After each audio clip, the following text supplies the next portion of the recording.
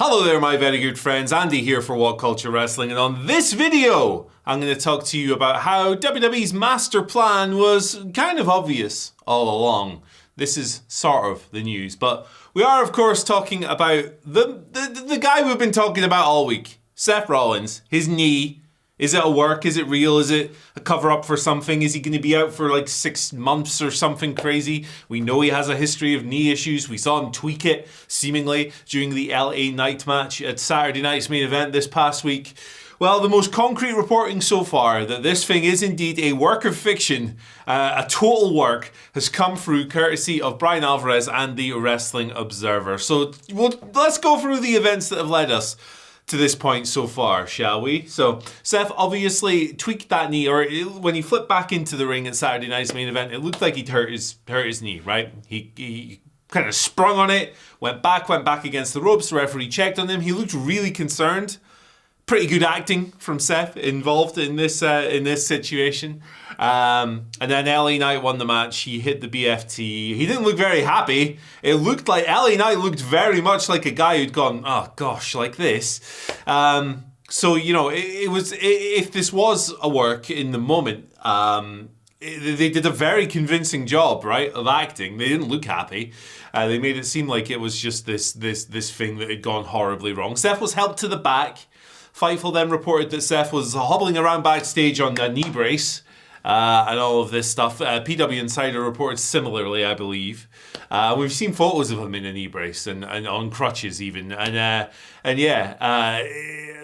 Just going to an extra length, it seems, to convince people that this is real. I believe Seth has also done media now, where he said, my knee was too inflamed to get an MRI on Monday, and I think I'm going to be out for a long time here, brother. Triple H actually spoke about the injury, apropos of nothing. He wasn't even prompted during the post-Evolution press conference, where he was like, yeah, Seth, we don't know how it's going to go. He's going to get an MRI, all of this stuff. John Pollock of Post Wrestling then reported that he'd heard in advance of Saturday night's main event that we could expect some kind of injury angle in this match, and that got people going, yeah, okay, so if you've heard that ahead of time and then it plays out on TV, maybe it's a giant big fat work. He also reported or offered his opinion that if WWE, Seth Rollins had one of the greatest cash-ins of all time at that WrestleMania where Brock Lesnar and Roman Reigns, it wouldn't make sense for him to just have a run-of-the-mill cash-in. So if you convince people that he's injured and then he comes back early and cashes in, it's a hell of a deal. It's a hell of a surprise. It's Lazarus. But in this new report that I'm talking about today from Bryan Alvarez is very, very similar. He claims to have been told by several sources, talent and production people were fooled by this, that this was a work. And it's been corroborated by Dave Meltzer, aligning with what Pollock reported. So before I dive into the guts of this one, however, protect yourself from the guts of the internet, my friends. NordVPN, we got our tremendous deal running now until the end of the month. 76% off, 4 months for free, up to a $50 Amazon gift card.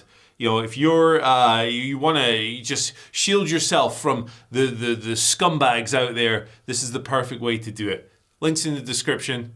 Little QR thing. Rewind, you'll get that again. But let's talk about this bloomin' Seth Rollins situation. So Alvarez noted that one source has indicated that the Rollins did have a minor, actually very minor is the word that's used, knee injury going into the LA Night match. So the claim that he is hurt is somewhat true. But it wasn't anything that would keep him out for a length of time, basically. We saw him tweak the knee, and the doctors were involved, and Paul Heyman was involved at Saturday night's main event, and he was pinned and all of that stuff. But a lot of people think that this injury might be a cover for an early cash-in, kind of similar to what Pollard reported. Pollock will be here on Sunday. You'll see him then. But Alvarez noted that the idea is to convince people that Rollins is going to be out for a long time, so that he has this early surprise cash-in. All of that good stuff. Rollins has said he was on the Rich Eisen show on Wednesday. That was the media he did. And he said he's hoping to get evaluated in the next couple of weeks. I don't believe you, Pinocchio. There we go. It's a really interesting situation, and it's one that all the details have come out now. Initially, it was very ambiguous. So if this does happen in a couple of weeks, You look at all these reporters and go, hey, they did a good job. They got the details of this. Because if you're going to the extent of Seth Rollins being on crutches backstage and working his co-workers, and the acting was so convincing in the initial segment on Saturday night's main event, you have to say that WWE have done a very good job. But if the reporters have extracted this information regardless, good scooping, good snooping. Sherlock Holmes is in the building, baby, and he's like 4 dudes in this case. But hey, look, let's switch gears away from the reporting side now. Let's talk about some of the options that this situation presents ourselves with. Quick change of stuff. So Seth Rollins is Mr. Money in the Bank. As we all know, that means he can cash in his contract for a world title match whenever the heck he sees fit. He's previously done that to great effect with the aforementioned Roman Reigns Brock Lesnar WrestleMania match, which is widely regarded as one of the best of all time in terms of cash-ins. In my opinion, probably the best. And also a great match. Like Lesnar and Reigns were having a great match even before the cash-in. It's an all-timer, really, when you consider these things. If he is carrying this contract now, and we're heading to SummerSlam, which is in like 2 weeks now. Gee, these things really catch up, don't they? There's a couple of options on SummerSlam. Well, no, there's a third one. He loses his mind and cashes in for the tag team titles or something. But they're not going to do that again. The US the other year. He's going to go for a world title in this situation, right? So your 2 options there are Cody Rhodes and John Cena. They're fighting for the big onion.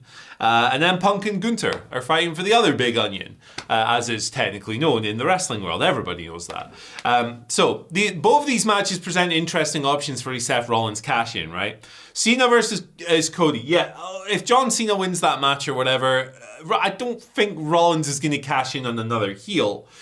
That would be a bit wacky. That'd be a bit weird. I don't think it's 100% out of the question, but I think him cashing in on Cena is the least likely of these options.